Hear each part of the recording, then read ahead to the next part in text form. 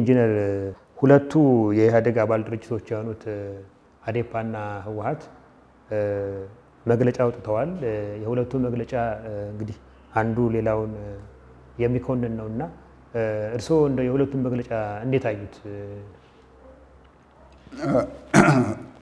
እሺ አሁን በሁለቱም ድርጅቶች የሚታያለው ካስላንቲያና የቃላት ልውውጦች አይ ቲንክ ቀደም ብለው የተጀመሩ ሂደቶች መሆናቸውን ስንገነዘብ ቆይተናል በተለይ እኛ እንደ ትግራይ ዲሞክራሲያዊ ትብብር ተቃዋሚ ኃይሎች በሁለቱ በኩል የነበሩ ጽንፍ አካሄዶችን ስንቃወም ቆይተናል በአማራ በኩል ይሄ የወልቃይት እና የራያን አዘቦን እንቅስቃሴ በማስነሳት የትግራይን ህዝብ በማጥላላት ሲደረጉ የነበሩ እንቅስቃሴዎች በሙሉ መንገድ በመዝጋት የሚደረጉት ነገሮች በሙሉ መጥፎ አካሄድ መሆናቸው ጽንፈኛ አካሄድ መሆናቸውና ቁጥጥር መደረግ እንዳለበት ስናሳስብ ቆይተናል እርግጥ እነዚህን ሂደቶች በሌላው በኩል በቲፒኤልኤፍ በኩል ደግሞ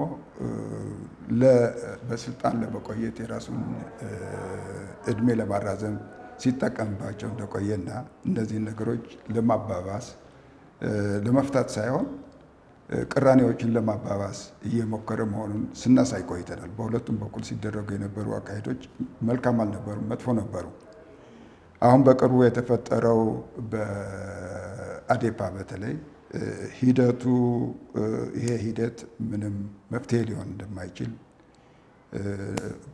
ያሉ ችግሮችን በሰላም መፈታት አለባቸው የሚል አቅጣጫ ይዞ ለውጥ ያመጣ መሆኑን ስንመለከት በጣም ጥሩ ሂደት መሆኑን ተገንዝበናልኛ እና ይሄንን ለውጥ ለማምጣት ሲሞከር እንግዲህ ጽንፈኞቹ ይሄንን መንገድ ለማደናቀፍ የሰላሙን መንገድ ለማደናቀፍ በአማራ አመራሮች ላይ በአዴፓ አመራሮች ላይ የተወሰደውን የግድያ እርምጃ አይተናል ከዛም አልፎ እንግዲህ የሁለት ጀነራሎችም ግድያ አይተናል ይሄ ሁለቱ የተያያዘ ነው አልተያያዘም ገና በማጣራት ላይ ያለው ሁኔታ ስለሆነ ለመግለጽ ያስቸግረናል ለኛ ግን በአማራ የተደረገው ሂደት በግልጽ ያየነው ምንድነው እነዚህ በሰላም ሁኔታዎችን ከጎረቤት ክልሎች ጋር መፍታት አለብን የሚሉ ኃይሎች እነዛን ጽንፈኞች መቆጣጠር ሲጀምሩ የተካሄደ ግድያ መሆኑን እናያለን ይሄንን በደንብ አይተናል እና ይሄ በተለይ በአዴፓ በኩል እንደ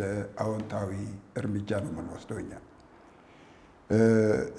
ቲፒኤልኤፍ ይሄንን እርምጃ እንደ ጥሩ ጅምርና አዎንታዊ አድርጎ አይቶ ይሄንን የሚያበረታታ መግለጫ እንደማውጣት ፈንታ ይሄንን እንዲያውም እንደገና የጠላትነት መንፈስ ያለው ከአዴፓ ጋር መግለጫ ወጣ በእኛ በኩል ይሄ ትክክለኛ አይደለም ነው የምንለው ትክክል አልነበረም ሂደቱ እርግጥ እንደዚህ ጽንፈኛ የሆኑ ሂደቶች በአዴፓ አካባቢ ታይተዋል የተፈጠረውን እንትን ለመቀልበስና ለመለወጥ እየተንቀሳቀሰ መሆኑን የሚያበረታታ መልእክት መላክ ነበረባቸው እኔ አሁንም ቲፒኤልኤፍ ግን በዚህ ሁለቱ ህዝብ መካከል ላይ ሰላም እንደሌለ አድርጎ ጠላትነት እንዳለ አድርጎ ለመኖር ስለሚፈልግ ህዝቡንም በዛ ስጋት እንዲኖር ስለሚፈልግ ይህንን መግለጫ ማውጣቱ እኔ ተገቢ አልነበረም ነው የምለው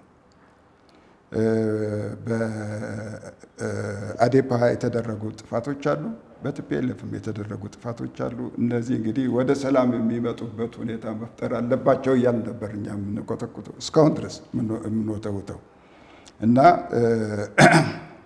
እንግዲህ የነዚህ ሁለቱ ድርጅቶች እንደዛ አይነት የቃላት ምልልስ ከውስጥም የቆየ መቆሳሰል እንደነበረ እናያለን ኢህአዴግ ውስጥ ይሄ አይነት ችግሮች እንዳሉ እናያለን በግልጽ የሚታዩ ሂደቶችም አሉ በዚህ ሂደት ላይ እንግዲህ እኛ የምናየው ምንድነው ቲፒኤልኤፍ ህወሓት ያለው ለውጥ አልተቀበለም በግልጽ በመግለጫዎቹም ገልጿል ካሉት ከሌሎቹ ድርጅቶች ጋር አብሮ እንደማይሄድ የሚያሳዩ የተለያዩ መግለጫዎችን በተግባር እነሱን የማይቀበል መሆኑን ለውጥን የማይቀበል መሆኑን ያሳየ ሄደዋል ለምሳሌ ሌሎች አካባቢዎች ላይ እነዚህ ድርጅቶች ዲሞክራቲክ በሩን ከፍተው ሌሎች ድርጅቶች መግባት ሲፈቅዱት ቲፒኤልኤፍ ጋር የለም። ለውጡን ወደ ኋላ የጎተተ ነው ብሎ ነው እንትን የሚያደርገው። እስካሁን ድረስ እኛ የያዝነው የአብዮታዊ ዲሞክራሲያዊ መንገድ ትክክል ነው፣ እሱን ነው መከተል ያለብን እያለ ነው። በሌሎቹ ድርጅቶች ይህንን እንትን ሲያደርጉ አታይም። እና በእርግጥ ቲፒኤልኤፍ ከነዚህ ድርጅቶች ጋር እንደሌለ ነው የሚታየው። አሁን ቆይቷል እና የመውጫ በሩን እያዘጋጀ መሆኑን ነው የምናየው እኛ። እኔ በበኩሌ እንደሚታየኝ እንደሱ ነው። እና አሁን ይሄ ከአማራ ጋር ያለውን ግጭትም ህዝቡን ለመያዝ የሚጠቀምበት አንድ ታክቲክ ነው። ልክ ሌላ ህዝብ ሊወርህ ነው የሚለውን ለትግራይ ህዝብ የሚያሳልፈውን መልእክት አሁንም በዛ ጥላቻ መንፈስ እንዲቀጥል ነው። አሁን ይሄ ጥላቻ መንፈስ በትግራይ ህዝብ ሌላው የአማራ ህዝብ ያጠቃዋል የሚል እምነት የለንም። በተለይ አሁን አዴፓ የጀመረው ሂደት እንዲገፋበት እንጠይቃለን። ይሄ ጽንፈኛ የነበረው ሐሳብም እንዲዳከም እንፈልጋለን። ከዛ አልፎ ግን የሰላም ሂደቱን እንዲያጠናክር እንጠይቃለን። እኛ በሁለቱም በኩል ይሄንን ነው የምንፈልገው። እና መጀመሪያ ስንመጣ እንትን ያልነው እኛ ምንድነው ይሄ ለውጥ ጅማሮ ግቡን እንዲመታ ኢህአዴግ እንደ ኢህአዴግ ሆኖ ቢቀጥልና ዲሞክራቲክ የሆነ ምርጫ ቢደረግ የኛ ምኞት ነበር። ከመጀመሪያው ምንለው ይሄ ነው። ኢህአዴግ እንደ አንድ ድርጅት ሆኖ ሌሎቹ ተፎካካሪዎች ደግሞ እንደሌላ ሐሳባቸውን አቅርበው በምርጫ አሸናፊ ሆነው ኃይል ስልጣን ላይ እንዲመጣ ነው። እንግዲህ ኢህአዴግ ላይ ይህንን የምንመለከት አይደለም። አሁን እኔ በበኩሌ ማየው ቆይቷል። ብዙ ተንታኞችም እንግዲህ ፖለቲካል አናሊስቶችም ይህንን እያዩት የመጡ ነገር ነው ይመስለኛል።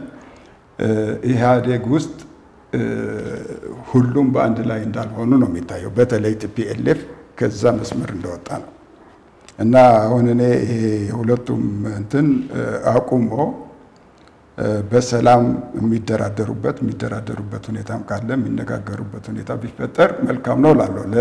ወደፊት የምናደርገው ትግልም በእነዚህ ኃይሎች ላይ የሰላም ድርድር ቢደረግ፣ ንግግር ቢደረግ፣ የሰላም መንገድ ቢመርጡ ይሻላል ነው የምለው። ምንድነው አሁን ለምሳሌ ለቲፒኤልኤፍ ወይም ህወሓት ለውጡን አለመቀበል አንድ ነገር ነው። እንደገና ማፈግፈግና ተጨማሪ እንደ አይነት መግለጫዎችን እያወጡ መሄድ ሂደቱ ወዴት ነው የሚሆነው? አዎ ቀደም ሲልም እንደጠቀስኩት እኔ የመውጫ በሩን እያዘጋጀ ይመስለኛል ቲፒኤልኤፍ። እንዳያችሁት ማንኛውም ነገር እንዳልተቀበለ ነው እስካሁን ድረስ የሚሄደው። ለውጥ የለም ይላል። የሚከተለው መስመር አሁንም አብዮታዊ ዲሞክራሲ ሆነው ይላል እና ከዛ ለመውጣት አልፈለገም። አብዮታዊ ዲሞክራሲ ማለት ሌሎችን ፓርቲዎች ያለመቀበል፣ ዲሞክራቲክ ፕላትፎርሞችን አለመቀበል ነው። ይኸው ትግራይ ውስጥ አሁን እኛ ሄደን ለመንቀሳቀስም አስቸግሮናል። ምናልባት ባለፈው ጊዜ አይታችሁ ከሆነ በነ ዶክተር አረጋዊ ላይ የደረሰውን ለድብደባ ሙከራ አይታችኋል። አንድ አባላችን እስከ መርዝ ማጠጣት ድረስ ሄደዋል። አባሎቻችን እየተገረፉ ነው፣ ተይዘው እየተገረፉ ነው እና ይህንን ለውጥ አልተቀበለም።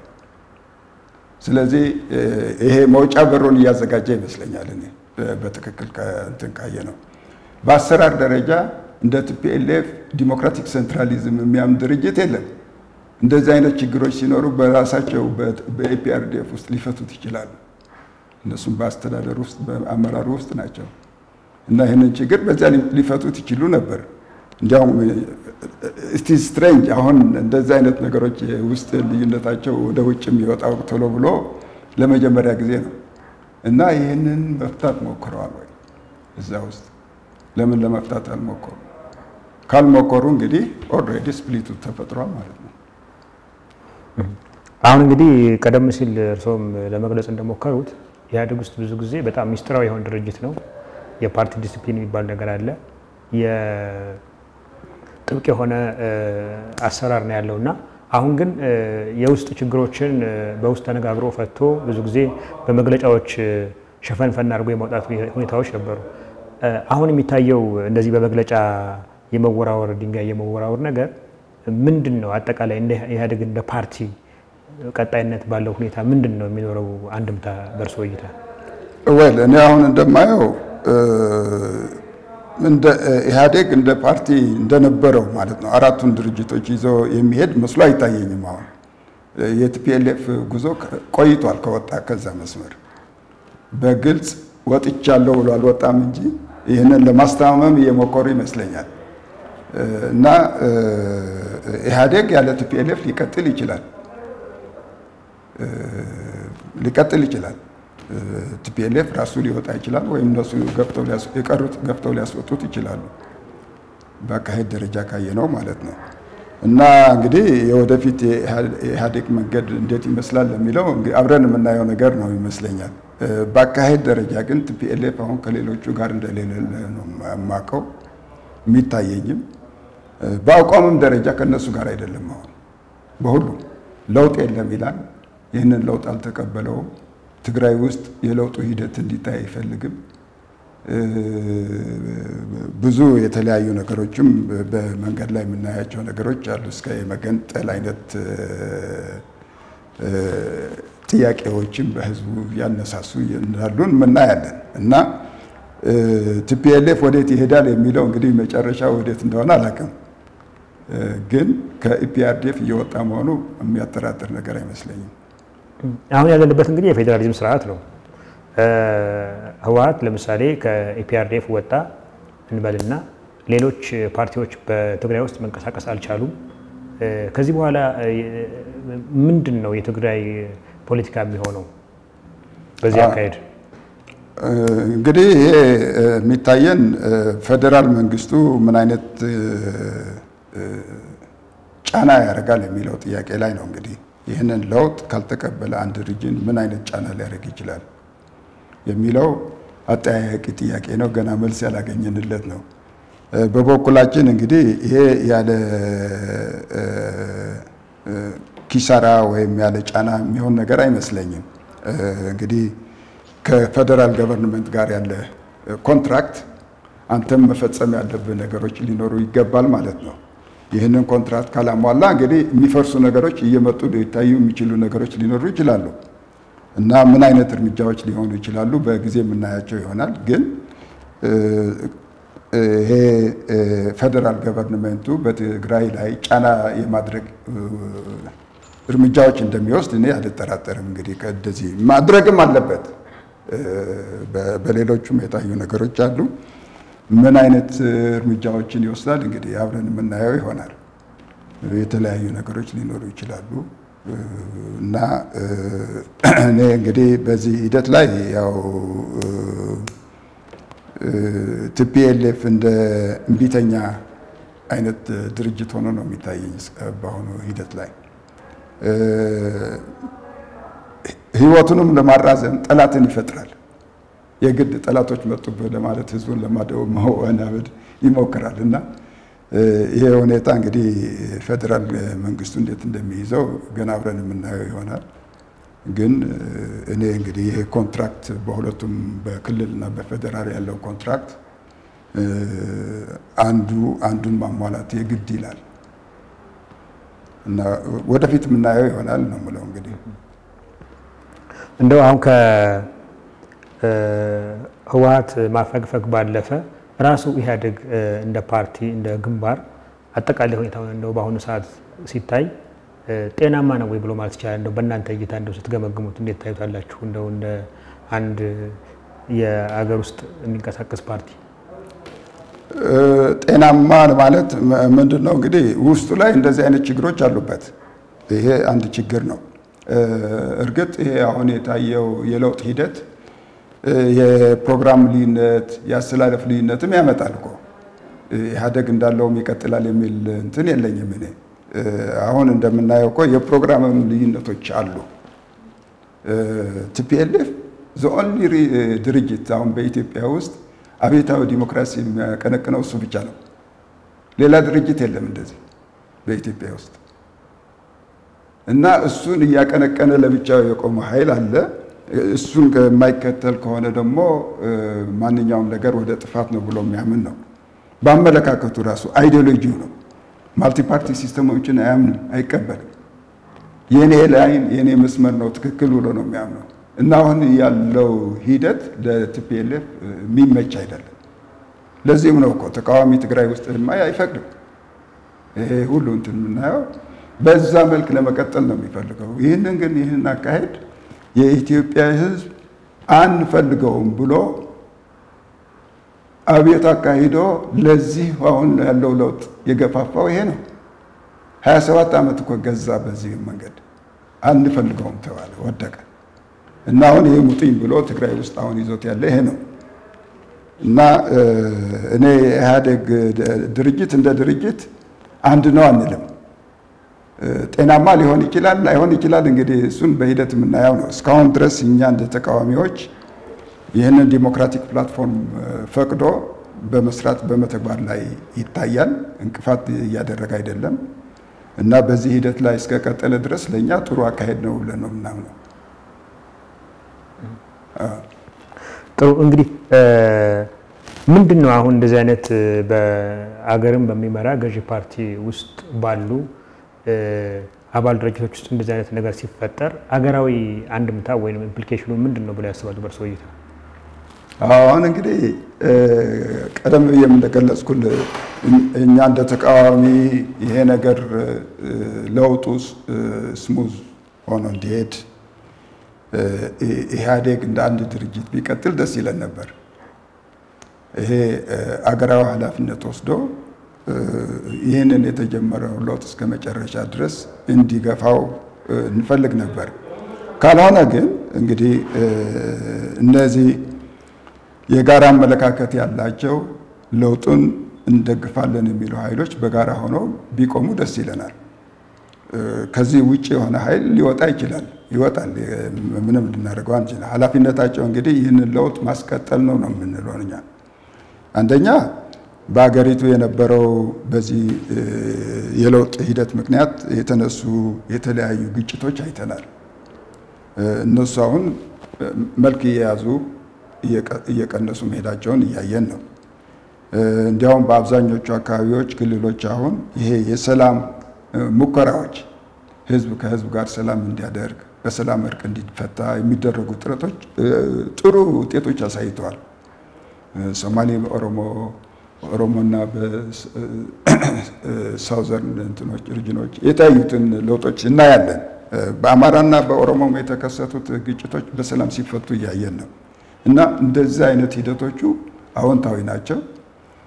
ይህንን ህዝብ አረጋግቶ ወደ ምርጫ የምንሄድበት መንገድ መፍጠሩ ለኛ ትልቅ እንትን ነው ብለን ነው የምናየው። እንግዲህ የዚህ መንግስት ኃላፊነት ሰላምን ጠብቆ ዲሞክራቲክ የሆነ የምርጫ ፕሮሰስ እንዲጀመር የማድረግ ሂደቱ ትልቅ ኃላፊነት አለበት ብለን እናምናለን። በእርግጥ የምርጫው ጊዜ እንግዲህ አጭር ጊዜ ነው የቀረው፣ ከዓመትም ያነሰ በወራት ጊዜ ውስጥ ነው እና እንትን የሚባለው በዚህ አሁን ባለው የኢትዮጵያ ፖለቲካ አካሄድ በተባለው ጊዜ ውስጥ ምርጫ ተካሂዶ የመንግስት ስልጣን የሚይዝበትና አገሪቱ ወደ መረጋጋት የምትገባበት ሁኔታ ይኖራል ብለው በእርስዎ እይታ እንደው ያስባሉ? አሁን ባለው ሁኔታ አዎ እንግዲህ በህገ ደንቡ የተቀመጠው የምርጫ እንትን ቀን ተቃርቧል። ግን እኛ እንደሚታየን ከሆነ የምርጫ ሂደቱም መራዘም ይችላል ብለን ነው የምናየው። ምክንያቱም ብዙ መሟላት ያለባቸው ነገሮች አሉ። አሁን በአዲሱ የምርጫ ቦርድ አወቃቀር ይህንን ለውጥ ተግባራዊ ለማድረግ የሚያስችል አዲስ አወቃቀር አለ። ይሄ ስትራክቸር እስከ ታች ድረስ መውረድ አለበት፣ እስከ ታች የምርጫ ጣቢያ ድረስ ገና አልተጀመረም እና ይሄ ራሱ ጊዜ የሚወስድ ነገር ነው። ሁለተኛ የሰላም ጉዳይ ራሱ የተረጋጋ ሁኔታ አይደለንም ያለነው። አሁን እንደምናየው እዛም የሚነሱ ነገሮች አሉ። ይህንን ማረጋጋት ያስፈልጋል። ይሄ ሳይረጋጋ እንደገና የምርጫ ፉክክር ስትጨምርበት እሳት ነው የሚቃጠለው እና ይሄ ማረጋጋት ሁኔታው አትሊስት የተወሰነ ደረጃ መድረስ አለበት ብለን ማመን መቻል አለብን፣ ማየት መቻል አለብን። ሶስተኛ የህዝብ ቆጠራ መደረግ አለበት። ምርጫው በትክክል ውጤቱን ለማሳየት ከሆነ ምርጫም የህዝብ ቆጠራ መደረግ አለበት። የህዝብ ቆጠራ ገና አልተደረገም እና ብዙ ነገሮች አሉ። ይህንን ነገር ወደ ትንሽ ወደ ትንገፋ ሊያርጉት የሚችሉት ማለት ነው። ከዛ አልፎ እኛ እንደ ከውጭ የመጣንና ገና አሁን እየተደራጀን ያለን ድርጅቶች ጊዜ ማግኘት አለብን ብለን እናምናለን። ገና ትግራይ ውስጥ እስካሁን ድረስ ለመግባት አልቻልንም እንኳን ለማደራጀት እና ሌሎችም ድርጅቶች እንደኛ ከውጭ የመጡ ገና ያልተደራጁ ኃይሎች አሉ፣ ጊዜ ይፈልጋሉ እና ይህንን ጊዜ መስጠቱ ለሁላችንም ጥሩ ነው ብለን ነው የምናምነው እኛ እና በእኛ በኩል ጊዜው ቢራዘም የተሻለ ነው የሚል እምነት ነው ያለን። እንግዲህ የሁሉም ድርጅቶች ሀሳብ ነው ይህንን ሊወስነው የሚችለው። በመጨረሻ የሚወስነው ያው ምርጫ ቦርዱ ነው። የራሱ ዝግጅት እስከምን ድረስ ነው ምርጫ ቦርድ ግምት ውስጥ አስገብቶ የሚሰጠው ውሳኔ ነው ሊሆን የሚችለው። ቅድም እንግዲህ ብዙም ዝግጁ አይደለም ቲፒኤልኤፍ ለለውጥ ብለዋልና እንግዲህ ለውጥ የታየው በኢህአዴግ ውስጥ በተነሱ ኃይሎች ነውና በምን መልኩ ነው ቲፒኤልኤፍ ውስጥ እንግዲህ ለውጥ ሊመጣ ይችላል ተብሎ ቢታሰበው? ምናልባት ራሱ ቲፒኤልኤፍ ውስጥ አሁን የለውጥ አቀንቃኝ ኃይሎች ይፈጠሩ ይሆን ወይስ በምን መልኩ ነው ከዚህ በኋላ ለውጥ ሊመጣ የሚችለው በራሱ በህወሓት ውስጥ? በራሱ እንግዲህ ለውጥን የሚደግፉ ኃይሎች የሉም ማለት አይደለም፣ ሊኖሩ ይችላሉ። ምን ያህል ጫና ሊያደርሱ ይችላሉ የሚለው ጥያቄ ነው እንግዲህ ጥያቄ ውስጥ የሚገባው። ሌላ ትግራይ ውስጥ ራሱ ህዝቡ ራሱም ይህንን የለውጥ ሂደት መፈለግ አለበት፣ ራሱ መግፋት መቻል አለበት። ህዝቡ ይህንን ለውጥ እስካልገፋ ድረስ ለውጥ ይመጣል ብሎ መጠበቁ ያስቸግራል። እስካሁን ድረስ ቲፒኤልኤፍ ማኒቨር እያደረገ አንድ ነገር ምክንያት እያመጣ ህዝቡን ወደ ጎኑ ለማሰለፍ ብዙ ሙከራዎች አድርገዋል። ጠላት መጡብህ፣ በዚህ ጠላት አለብህ፣ ራስን መከላከል አለብህ፣ ራስን ማጠናከር አለብህ፣ አንድነትን መጠበቅ አለብህ፣ እንደዚህ የመሳሰሉ የተለያዩ ነገሮችን እየተጠቀመ ህዝቡን በስጋትና በፍራቻ ከሱ ጋር እንዲጣበቅ አድርጎታል እና ህዝብ ራሱ ይህንን ሂደት አይቶ እኛ መቀየር አለብን እስካላለ ድረስ አስቸጋሪ ነው እና እኛ የምንለው ምንድን ነው የትግራይ ህዝብ ምናልባት እርዳታ የሚፈልገው ምንድን ነው ከሌላው አካባቢ የነበሩ የትንኮሳ ወይም የጥላቻ እንትኖች መቀነስ አለበት እንላለን። ያ ከቀነሰ ህዝቡ ራሱ የውስጡን ለማየት ይሞክራል ብለን እናምናለን። ከትግራይ ህዝብ ደግሞ የበለጠ የተጎዳ ህዝብ ያለ አይመስለኝም። ይሄ አግሊ የሆነ መጥፎ የሆነ የቲፒኤልኤፍ አሰራር ሌላው ህዝብ ከማየቱ በፊት የትግራይ ህዝብ ነው ያየው። ያጋጠመው እሱ ነው። ይህንን ችግር የተቀበለው እሱ ነው እና ይህንን ስርዓት አይደግፈውም። ግን አሁን በዛም የተፈጠሩ ሁኔታዎች በተለይ በአማራ በኩል እነዚህ ጽንፈኞች ፈጥረውት የነበረው መጣንብህ፣ ልንገድል ነው፣ ትግራይን ልንይዛት ነው ምናምን የሚል እስከ በሰላማዊ ሰልፍ ወጥቶ ከጠበንጃ ጋር ይዞ የሚፎክርበትና የሚሸልልበት ሁኔታ የነበረ ሁኔታ ህዝቡን ወደ ቲፒኤልኤፍ እንዲጠጋ አድርጎታል። አሁን አም ሹር ይሄኛው ነገር የጠፋ ይመስለኛል በአማራ በኩል። ይሄ ሲጠፋ እንግዲህ ህዝቡ የራሱን ጉዳይ ለማየት ጥያቄዎችን ለማንሳት የሚነሳሳ ይሆናል ብለን እናምናለን። ያው እንግዲህ እኛ በዓላማም ይሁን በደረሰበት ችግር ይሁን የምናስተምረው ትምህርት አለ። እሱንም ለኛ ክፍት ሆኖ እንዲቀበልን እንግዲህ ያው ትግራይ ውስጥ መንቀሳቀስ አልቻልንም እስካሁን ድረስ። ፌደራል መንግስት ምን ለማድረግ እንደሚችልም ገና አላወቅንም። እንግዲህ ቅድም መገንጠል ብሎኛል። መገንጠል ብሎ ትግራይን አሁን ገንጥሎ እንደ ሀገር ለማኖር በዚህ ደረጃ ዓላማና ፍላጎት አለው ቲፒኤልኤፍ? እንግዲህ አንዳንድ ከነሱ ሰዎች የምንሰማው ድምፅ ነው። ይሄንን ለሙከራም ህዝቡን ቴስት ለማድረግ ይሁን ለምን እንደሚያመጡት አይገባኝም። በእርግጠኛ የትግራይ ህዝብ ይህንን መነጠል የሚለውን ነገር አይቀበልም በእርግጠኝነት። ግን እነሱ ይህንን እንግዲህ ወጣ ገባ ያደርጉታል። ለምን እንደሚፈልጉት አላወቅንም። የህዝቡን ቴስት ለማድረግ ነው ወይስ ለማስፈራሪያ ነው? ማንን ለማስፈራራት ነው እንደዚህ የሚያደርጉት? አልገባንም። የትግራይ ህዝብ ተነጥሎ ምን ሊያመጣ ምን ሊሆን የትግራይ ህዝብ እኛ የምንለው ትግራይ ህዝብ ጥቅም የሚጠበቀውና የሚከበረው ከሌሎች ህዝቦች ጋር በጋራ ሆኖ በእኩልነት ሲኖር ይሄንን ነው እንዲያውም ለኢትዮጵያ አንድነትም የታገለ ህዝብ ነው እና ይሄንን እንትን የትግራይ ህዝብ ድምጽ ነው ብለን አናምንም አንዳንድ ተቃውሞዎችም ታይተዋል አሁን እንግዲህ በዚህ በአንዳንድ እንትን ከኛ ውጭ የሆኑ ሰዎችም ይሄንን እንዴት ምን አይነት እብደት ነው እንደዚህ አይነት ጥያቄ የሚነሳው የሚለው ጥያቄ ይነሳል እና I don't think ይሄንን እንደ ሪል እንትን ያቀርቡታል ብዬ አልገምትም ካቀረቡትም ችግር ውስጥ የሚገቡ ይመስለኛል TPLF እንግዲህ እርሶ ከህወሓት መስራቾች ውስጥ አንዱ ነበሩ ትግል ሂደቱም ነበሩ ከዛ በኋላም ወጥተው በርቀትም ሆነው አይተውታል አሁን ደግሞ እንግዲህ ትግራይ ውስጥ ለገዢ ፓርቲ ሆነው እዛም ቀጥሎ ያዩት ነው ይታገሉት ነው እንደው በርሶ ግምገማ የቲፒኤልኤፍ መጨረሻው ምንድነው የሚሆነው የህወሓት መጨረሻው ምንድነው የሚሆነው በርሶ እይታ እንደው እንደ መስራችም አሁን እንደሚታገለውም ሰው እንግዲህ ሁለት አማራጮች ያላቸው ይመስለኛል አንደኛ ያለውን የምርጫ አሁን የተከፈተውን የፖለቲካ ለውጥ ተከትለው ቢሄዱ እነሱም እንደማንኛውም ተፎካካሪ ፓርቲ ተፎካክረው እንደ ፓርቲ መቀጠል እድል ሊኖራቸው ይችላል ብዬ ገምታለሁ ሁለተኛው አማራጭ ግን ህዝቡ ልክ ከሌላው ገፍቶ እንዳስወጣቸው የትግራይ ህዝቡም እንደዛ የሚያደርጋቸው ይመስለኛል ለመጨረሻው እድላቸው እንደዛ ነው የሚሆነው እና ይሄ እንግዲህ መንታ መንገድ ላይ ያሉ ናቸው እና እንግዲህ የመጨረሻ እድላቸው they have the chance ይሄንን እንትን እድል አላቸው ለውጡ ጋር ሄደው ህዝቡንም በዲሞክራቲክ መንገድ ይዘው ዲሞክራቲክ የሆነ ምርጫ እንዲካሄድ የማድረግ አንድ አማራጭ አላቸው ይሄንን የለም አይሆንም ብለው አፍነው ይዘው ለመቀጠል ከፈለጉ የትግራይ ህዝብ ይነሳባቸዋል ለመጨረሻው እድላቸው እሱ ነው የሚሆነው እሺ በጣም አመሰግናለሁ እንግዲህ ስለተከታተላችሁ